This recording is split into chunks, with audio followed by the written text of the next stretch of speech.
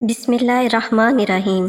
اسرائیل پر ظلم ڈھانے والے یہودیوں کو ہٹلر نے ایسے بے دردی سے مارا تھا کہ پورے 60 لاکھ یہودیوں کو تیزاب ڈال کر ان کے جسموں کو جلا دیا اور صرف 600 یہودیوں کو چھوڑ کر کہا، آج جو لوگ مجھے برا سمجھتے ہیں ایک دن دنیا یاد کرے گی کہ میں نے ان کو کیوں قتل کیا تھا۔ ہٹلر یہودیوں سے اتنی نفرت کیوں کرتا تھا اور اس نے سب یہودیوں کو کیوں قتل کرنے کی ٹھانی؟ اور پھر ہٹلر نے 60 لاکھ یہودیوں کو قتل کر کے صرف 600 کو کیوں چھوڑا؟ یعنی یہودیوں کی 80% آبادی کو قتل کر کے 20% کو چھوڑا۔ ہٹلر کون تھا؟ اس کا مذہب کیا تھا اور وہ کیسے حکمران بنا؟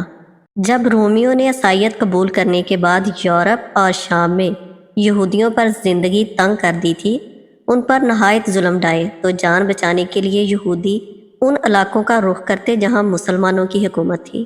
رومیوں نے عیسائیت قبول کرنے کے بعد بیت المقدس سے یہودیوں کو نکالا اور ان کی عبادت گاہوں کو تباہ کر دیا۔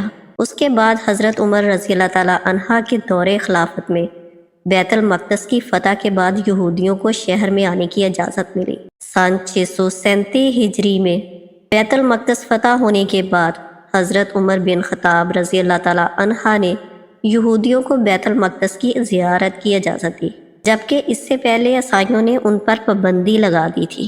عیسائیوں نے یہودیوں سے حد درجہ بغض کی وجہ اس چٹان جس کے اوپر قبۃ الصغریٰ بنا ہوا تھا اس کو کچرے کے ڈھیر سے ڈھک دیا تھا، کیونکہ یہودی اس کو مقدس مانتے تھے۔ اس چٹان کے اوپر سے کچرا امیر المومنین حضرت عمر رضی اللہ تعالیٰ عنہ نے اپنے ہاتھوں سے صاف کیا۔ مسلمانوں کے نزدیک اس چٹان کی اہمیت یہ ہے کہ رسول اللہ صلی اللہ علیہ وآلہ وسلم کی معراج والی رات اس چٹان پر سے براق اوپر آسمانوں کو اڑا تھا۔ 19ویں صدی میں یورپ اور روس میں یہودیوں کے خلاف عیسائیوں میں شدید نفرت اور مظالم پھر سے ابھرے۔ یہودیوں نے عیسائیوں کے ظلم سے تنگ آ کر نقل مکانی کی۔ جرمنی، مشرقی یورپ اور روس سے یہودی لاکھوں کی تعداد میں بے گھر ہو گئے تھے۔ یہودیوں کی بڑی تعداد نے فلسطین میں آباد ہونا شروع کر دیا اور یہیں زمینیں خریدنے لگے۔ یہ سلطنت عثمانیہ کا آخری زمانہ تھا۔ پہلے جنگ عظیم 1914 میں سلطنت عثمانیہ نے جرمنی کا ساتھ دیا تھا، اور جب جرمنی جنگ ہار گیا تو برطانیہ نے سلطنت عثمانیہ کا شیرازہ بکھیر کر رکھ دیا اور مختلف علاقے یورپی طاقتوں کے قبضے میں آ گئے۔ فلسطین پر برطانیہ کا قبضہ ہو گیا۔ 1917 میں برطانیہ کے وزیر خارجہ نے اعلان کیا کہ برطانیہ فلسطین میں آزاد یہودی ریاست قائم کرنے میں مدد کرے گا۔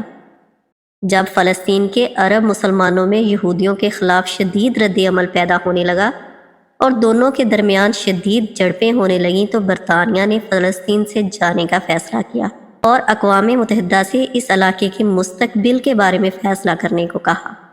اقوام متحدہ نے 1947 میں فیصلہ دیا کہ فلسطین کو 2 ریاستوں میں قائم کر دیا جائے۔ مغربی علاقہ جہاں یہودی زیادہ تھے وہاں یہودی اسرائیل کی ریاست، اور مشرقی علاقے میں فلسطینی عرب مسلمانوں کی ریاست قائم کی جائے، جبکہ بیت المقدس اقوام متحدہ کے کنٹرول میں رہا ہے۔ یہودیوں نے اس فیصلے کو قبول کر لیا، جبکہ فلسطینی مسلمانوں اور عرب ممالک نے اپنے درمیان ایک یہودی ریاست کے قیام کو مسترد کر دیا۔ یہودیوں نے 14 مئی 1948 کو اسرائیل کے قیام کا اعلان کیا تو اسرائیل اور عرب ممالک کے درمیان میں جنگیں چھڑ گئی۔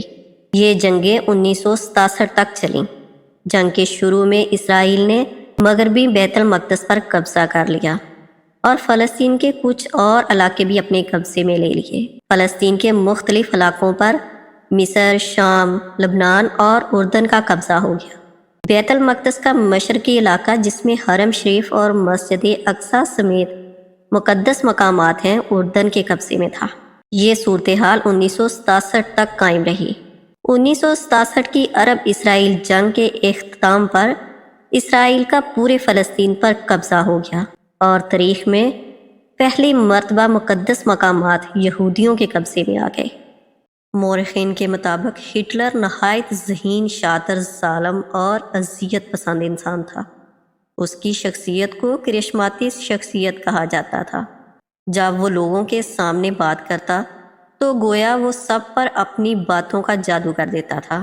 الفاظ ہٹلر کے لیے کھلونا تھے اور اتنے دلچسپ انداز سے بات کرتا کہ سننے والے محصور ہو کر رہ جاتے۔ ہٹلر کی مقبولیت کی وجہ اس کی پارٹی کے نظریات تھے۔ انہی نظریات کی وجہ سے جرمنی کے دو ٹکڑے ہوئے، بلکہ تاریخ انسانیت کی بدترین شخصیتوں میں ہٹلر کا شمار ہونے لگا۔ ہٹلر کی یہودیوں سے نفرت کی کئی وجہ تھی۔ ہٹلر جرمنی قوم کو دنیا کی بہترین قوم سمجھتا تھا۔ اس کا خیال تھا کہ صرف جرمن قوم ہی کو دنیا پر حکمرانی کا حق حاصل ہے اور جرمن کی ترقی کے لیے ضروری ہے کہ ملک سے تمام غدار ختم کر دیے جائیں جو ترقی میں رکاوٹ ہیں۔ پہلے جنگ عظیم میں جرمنی میں رہنے والے یہودیوں نے در پردہ جرمنی کے خلاف برطانیہ اور اس کے اتحادیوں کا ساتھ دیا تھا۔ جرمنی میں رہتے ہوئے جرمنی کے خلاف کام کرنا ہٹلر کے نزدیک ناقابل معافی جرم تھا، اور وہ ان کی پرانی تاریخ سے بھی اچھی طرح واقف تھا کہ کیسے انہوں نے اللہ کے پیغمبروں سے بدعہدی کی، اور یہ یہودی علماء ہی تھے جنہوں نے حضرت عیسیٰ کو پھانسی دلوانے میں اہم کردار ادا کیا تھا۔ ہٹلر خود جرمنی کا رہنے والا نہیں تھا۔ اس کی پیدائش جرمنی کے پڑوسی ملک ہنگری میں ہوئی تھی۔ ہٹلر عیسائی تھا، لیکن اس کا باپ یہودی تھا۔ ہٹلر اپنے باپ سے بہت زیادہ نفرت کرتا تھا، کیونکہ ہٹلر کی ماں ایک خوبصورت عیسائی لڑکی تھی جسے ہٹلر کے یہودی باپ نے زبردستی اپنے پاس رکھا ہوا تھا۔ وہ اس پر بے حد ظلم کرتا، مارتا پیٹتا تھا۔ ہٹلر کو بچپن ہی سے اپنے باپ کی انہی حرکتوں کی وجہ سے اس سے نفرت ہونے لگی تھی۔ اسی لیے ہٹلر کو یہودیوں سے بھی ایک خاص نفرت تھی۔ ہٹلر نے جب جرمنی کی فوج میں بھرتی ہونا چاہا، لیکن اسے فوج میں جگہ نہ ملی کیونکہ وہ ایک کمزور اور دبلا پتلا لڑکا تھا۔ فوج کے کمانڈر نے ہٹلر کو یہ کہہ کر فوج سے واپس کر دیا کہ تم تو ایک بندوق بھی نہیں اٹھا سکتے، فوج میں داخل ہونا تو بہت دور کی بات ہے۔